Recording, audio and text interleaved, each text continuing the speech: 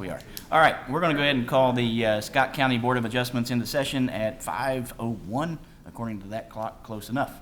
All right, we'll go ahead and take a look at the minutes from January, if you guys can look over those, and then I'll entertain a motion as soon as you've done so.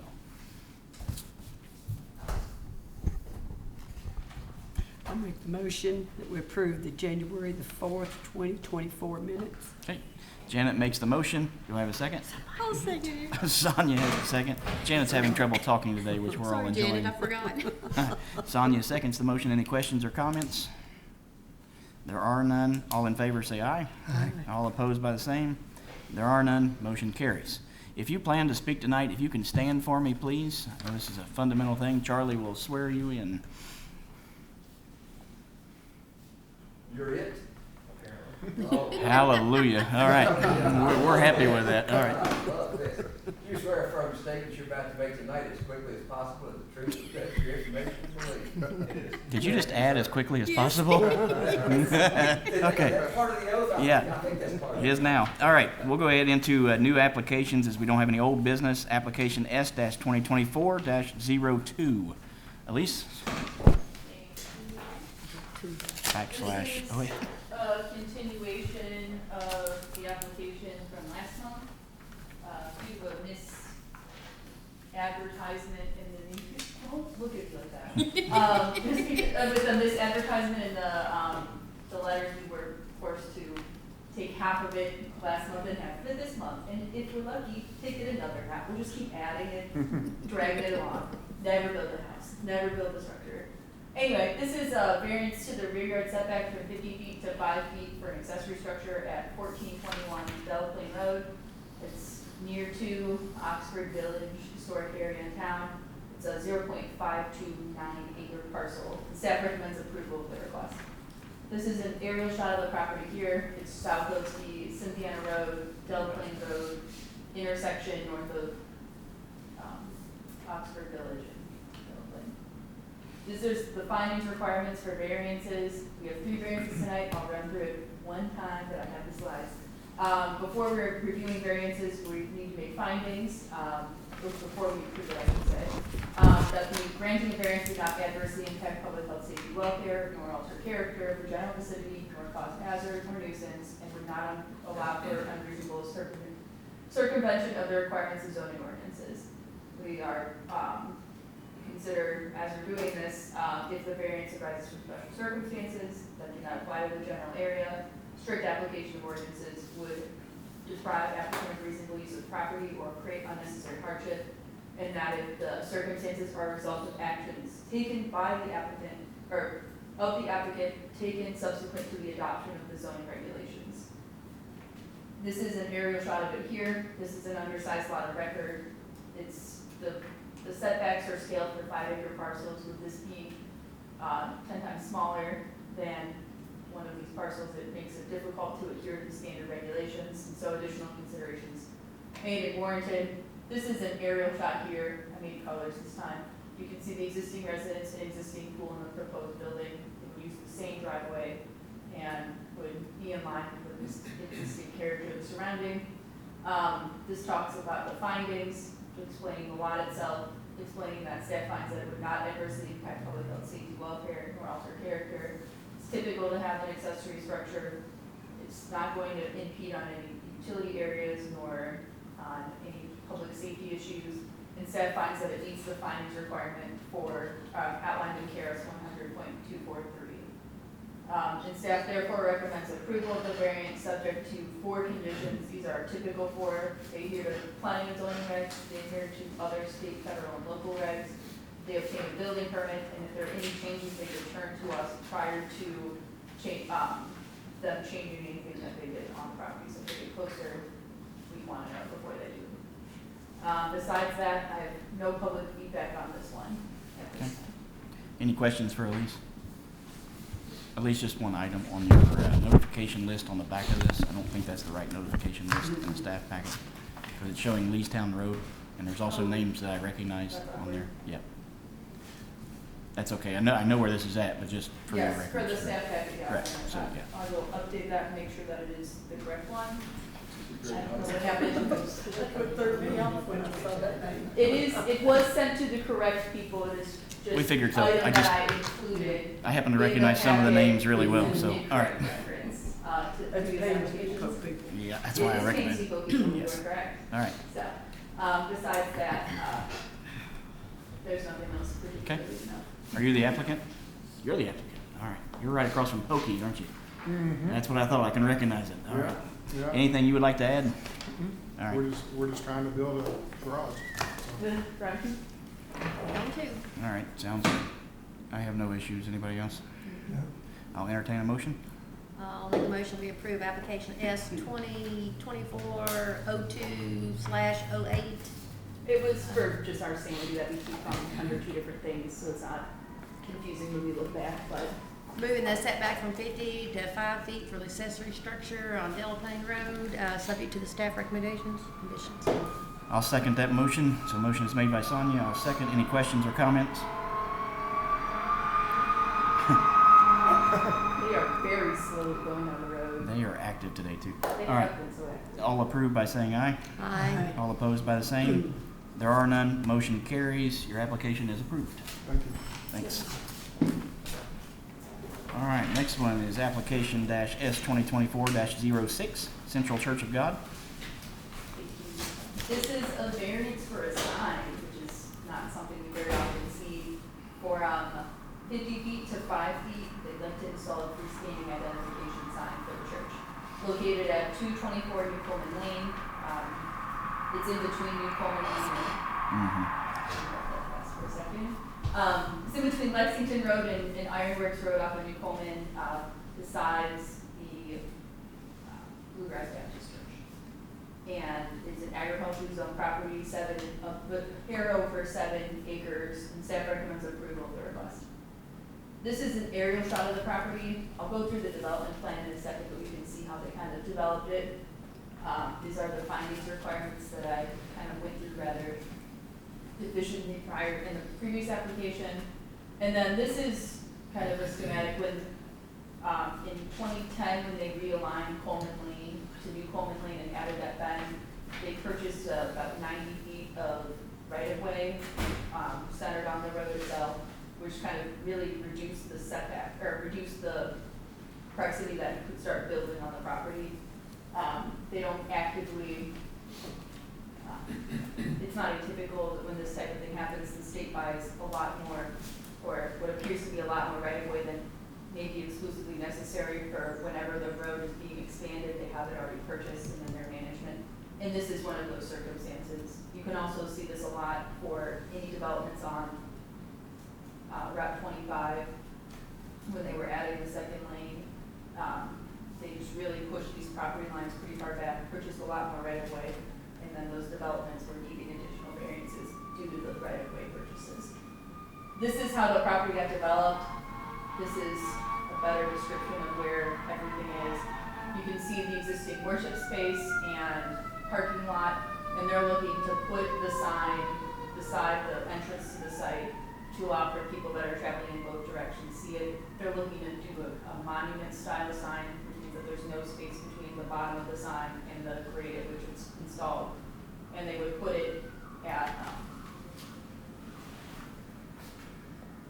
10 feet from the property line. I don't know why I lost that word. This is a measurement that I took, so from the edge of pavement to the edge of the property line, it's about 47.5 feet, 48 feet. So we're already having that kind of natural setback from the road before the property line even starts, and then you have 50 more feet, which puts the sign in the middle of the parking lot, which would be a rather ineffective location for a sign that's trying to be used for motorists, not in their cars personally.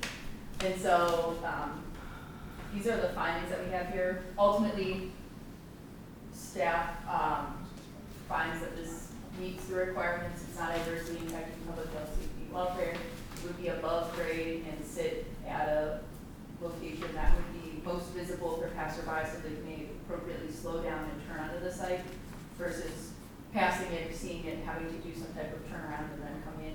This allows for them to be more visible, and staff finds that this meets the findings requirement. and therefore recommends approval of the variance subject to the 4 conditions, identical to the previous application. Again, these are the standard 4 that we use. No issues with line of sight for traffic? There's, it's really above grade there. You can see with this guy here, this is about a 3.9% slope across that 47, 48 feet. So it naturally kind of rises, sits a lot higher, and then allows for safe passing. Can I borrow you just a second? Yep.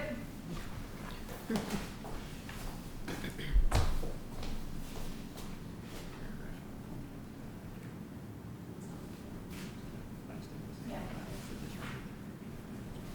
Right here. Thanks. I will. All right, applicants?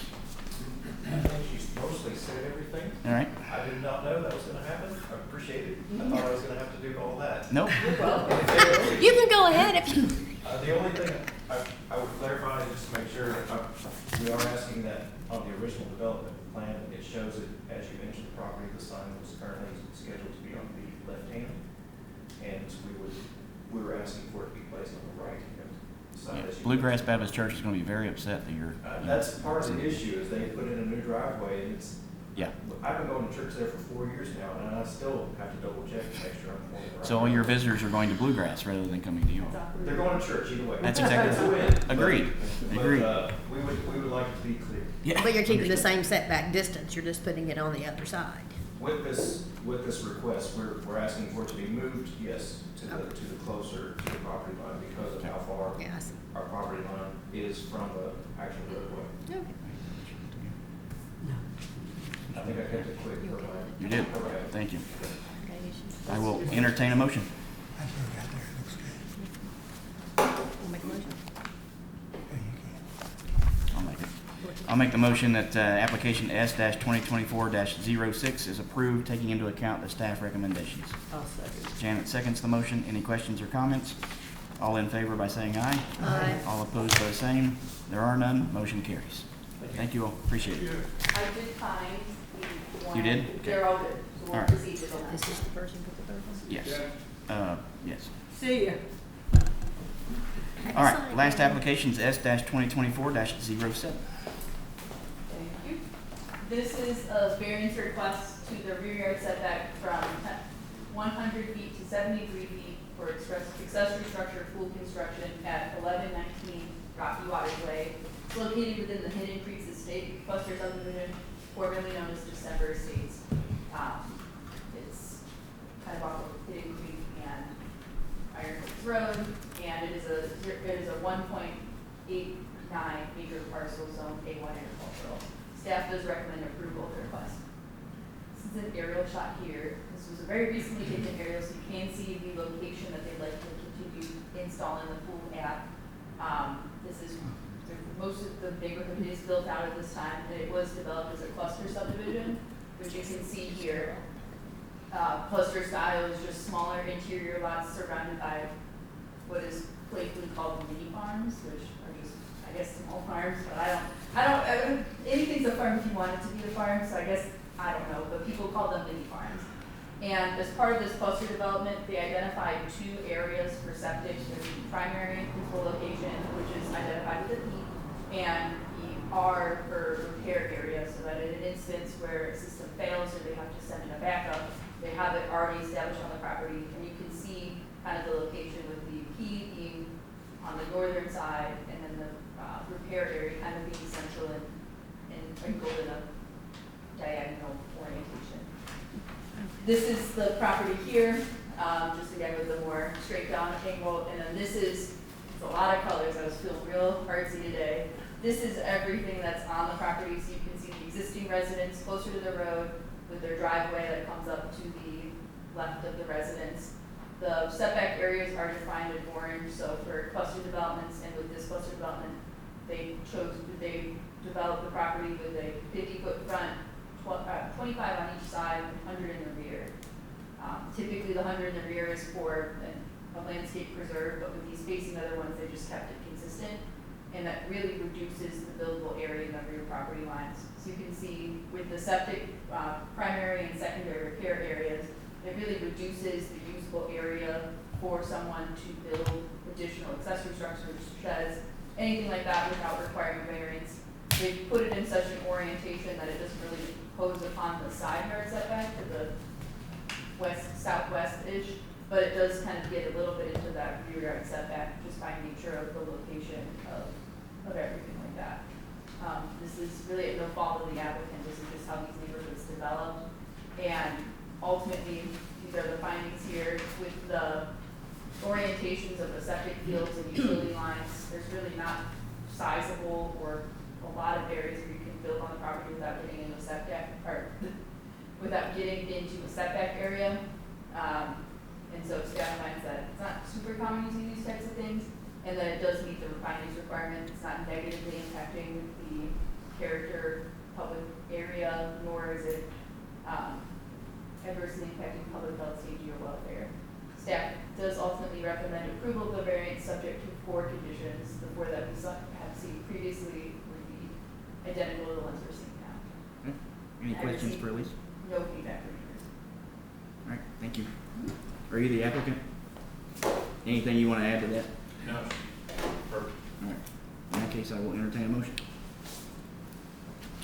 I'll make a motion to approve application S 2024-07, the variance for the rear yard setback from 100 to 73 for the pool on 119 Rocky Waters Way, subject to staff recommendations. Okay, Tanya makes the motion. I need a second. A second.